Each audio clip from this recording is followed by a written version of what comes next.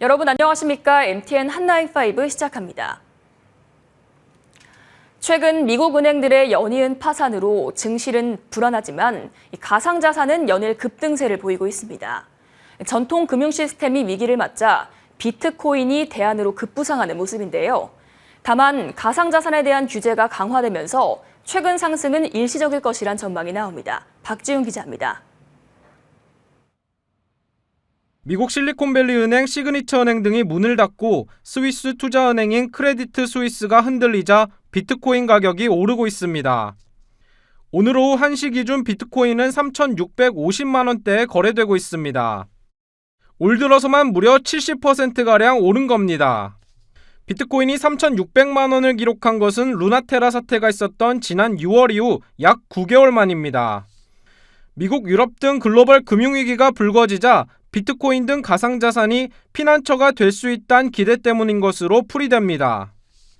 세계 최대 자산운용사인 블랙록의 CEO는 최근 고객에게 보낸 서한을 통해 비트코인과 가상자산이 금융 포용성을 높이고 투자자들의 접근성을 개선할 수 있는 잠재력이 크다고 밝혔습니다.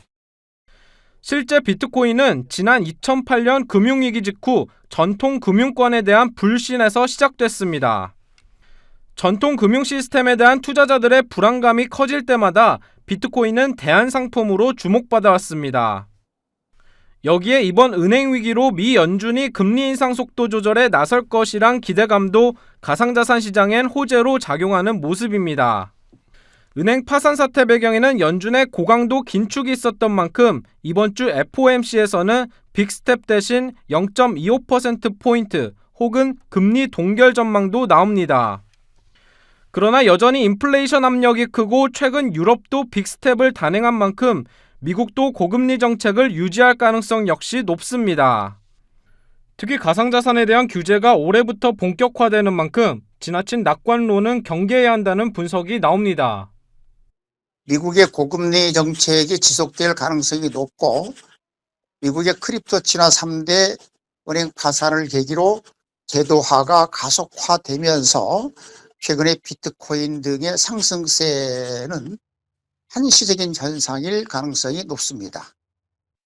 실제 미국 SEC는 최근 일부 스테이블 코인을 증권으로 규정하며 가상자산 규제에 나섰습니다. 최근 비트코인 가격 상승은 일시적인 현상일 수 있는 만큼 투자 시 각별한 주의가 필요해 보입니다. 머니투데이 방송 박지용입니다.